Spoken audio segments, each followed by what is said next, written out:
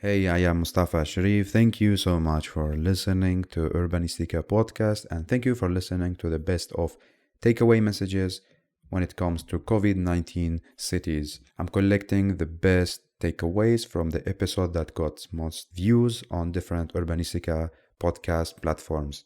Let's start with the CEO of Gale Architects in Copenhagen, Helle Søholt, from episode number 86, when we're talking about post-COVID-19 cities for people. Let's listen to her best 3 takeaway messages. Well, first and foremost, I think we need to learn from our situation right now and understand what is going on by being even more attentive to people's needs. So I would urge people to really focus more on engaging people and learning from the use of public life data. Secondly, I hope that we can come out of this crisis and build back better. So really think differently about how to implement sustainability and to make sort of rapid prototyping of what is working.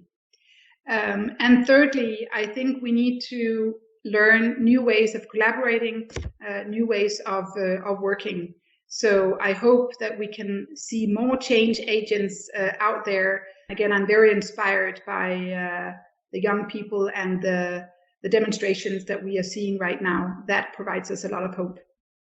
Well, great takeaway messages, by the way. And if you want to find the research, it's online on Gale's Architects homepage. Very interesting data, very interesting analysis and conclusions. And now, moving from Copenhagen to Stockholm City in Sweden, listening to episode number 16, and it's about how will cities survive by Stefan Hyttfors. 3 takeaway messages. I think the first one that I talked about in the beginning here is really important to me. Is like change is never the problem. Speed is. So let's focus on speed. Let's focus on the fact that in a situation like this, in a crisis, let's just try as good as we can to just slow things down. Because if the crisis is too fast, then the suffering will become much worse. So change is never the problem, speed is. That's one takeaway. Another one is, like I said, what I refer to as the 21st century problems. All of our big problems in the future will depend on one thing and one thing only, and that is our ability to collaborate on a global and borderless scale. And that will be very hard for a lot of leaders and a lot of people to accept. But in the end, it's going to be lose-lose or win-win. So that's the second one. 21st century problems depend on borderless collaboration. The last takeaway, I would say that maybe we didn't talk about that too much, but I think that it's also to leave the listeners here on a positive note. I think that the future is not good or bad. It's never a question of will it be good or will it be bad. In the end, it's going to be about your thoughts, what you think of whatever.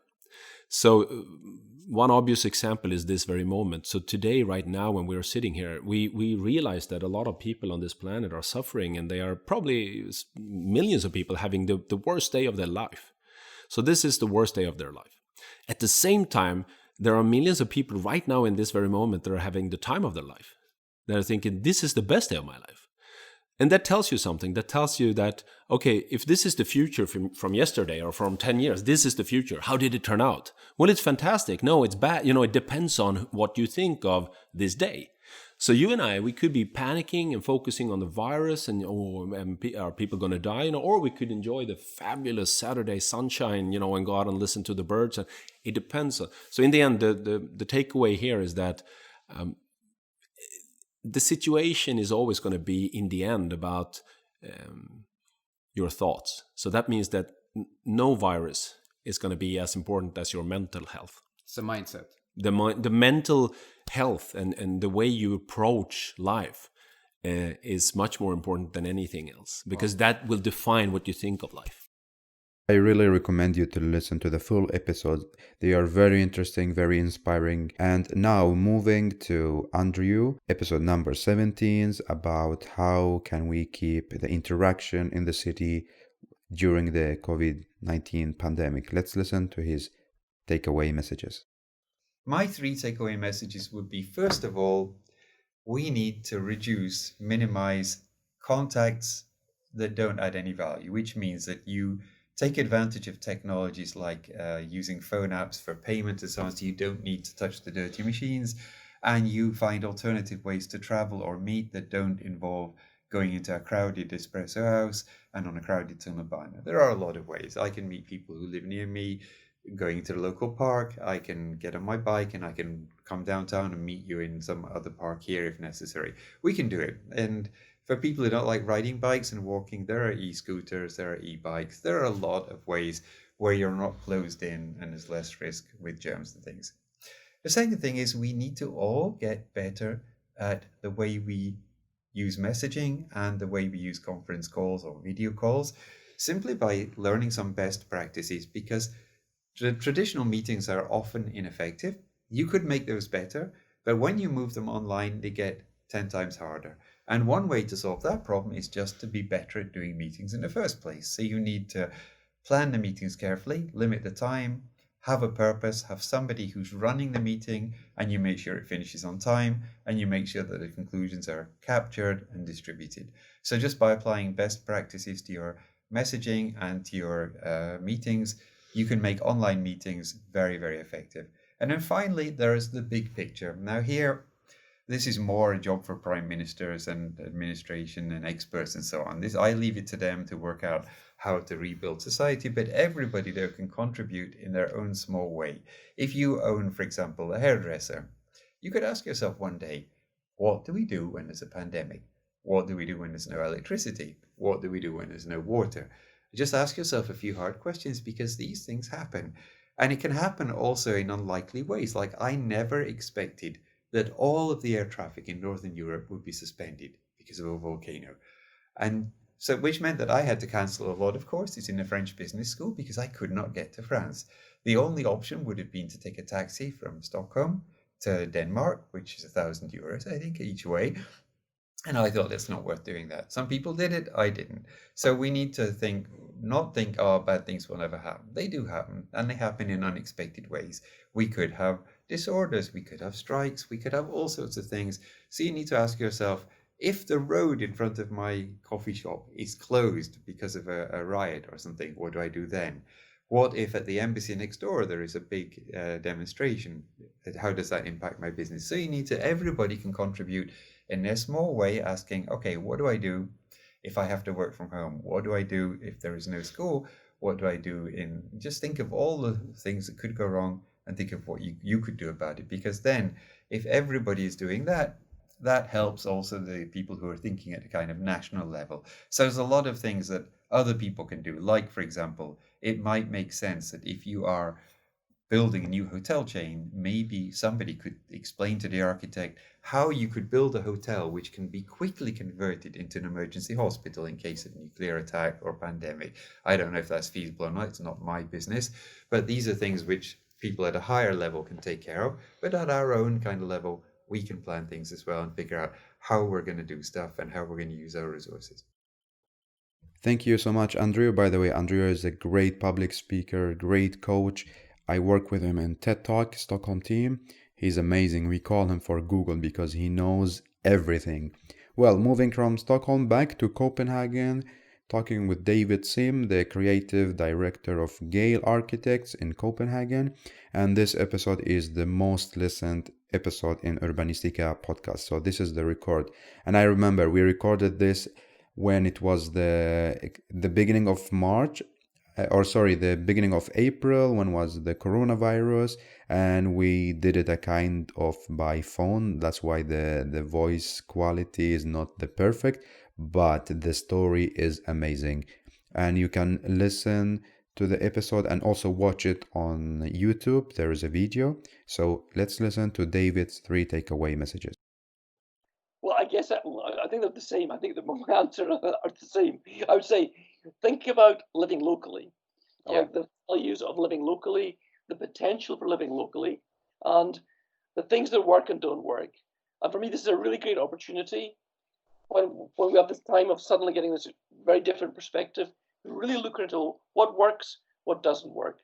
And so like, how does my environment allow me to live locally? How much and how much? So that would be the first one. And the second one is the health one. Is this, what are the opportunities to live a healthy life? To what extent is my built environment, my city, my town, my suburb, how much is that allowing me to live a healthy life? Or when am I denied that life? This thing, can I get outdoors? Can I get physical exercise in an easy way every day? Can I come in contact with other human beings easily? And like asking those questions about your immediate environment, I think is really, really valuable, because I do believe that the built environment, the city, has a potential to make a platform for a healthy life, but it doesn't always do that. And again, I think to have some quite critical eye, think, well, this works, but this really doesn't. And the last one, I guess, I say, okay, I'll take the same ones again, is thinking about the simple things. That simple things, the simple details.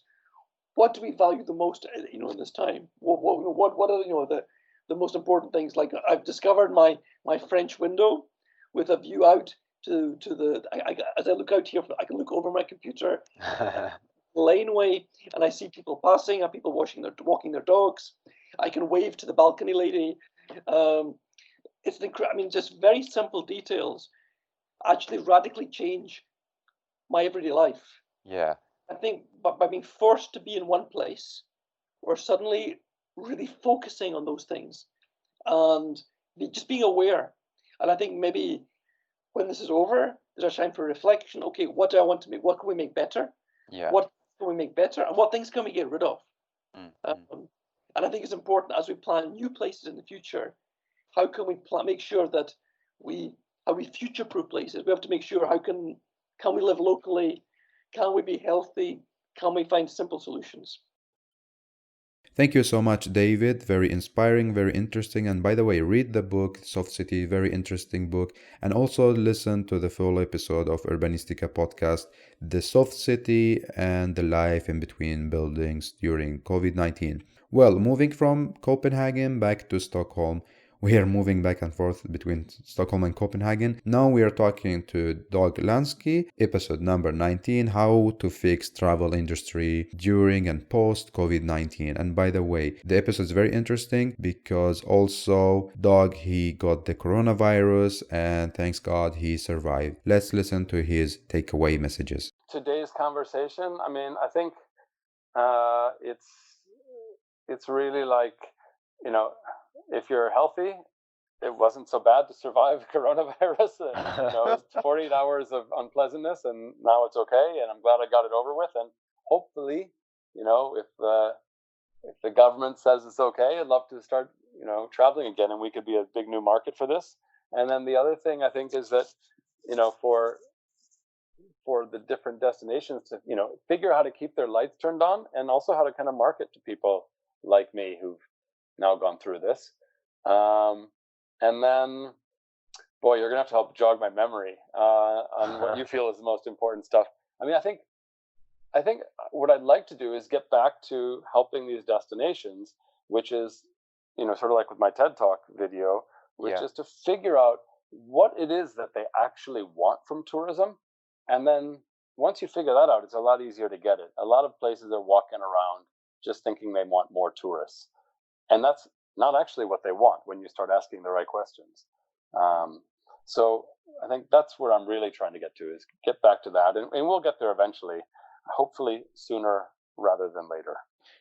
Thank you, Dag Lansky. And also we recorded this episode by phone. That's why the sound quality is not the best, but also again, listen to the podcast, to the episode, very interesting. You will find many interesting and inspiring parts of his journey from getting the coronavirus and further how he will enjoy traveling even when it's corona in different countries. Well, let's move to the next episode, and it's episode number 74 from the founder of Gather Festival and the Underbridge nightclub in Stockholm, Jakob Grandin, when they just canceled the festival and closed the nightclub. So it was very tough time for them. I'm very grateful that he gave the time to record the episode. And by the way, very interesting reflection in this episode, so don't miss it. Listen to it. Let's listen to Jacob, 3 takeaways. So first of all, opportunity. These times are for opportunity. This is a good time to seek opportunities into this. First of all, the second part is reflection. It's time to reflect. Reflect on who you are and what you are in today's society.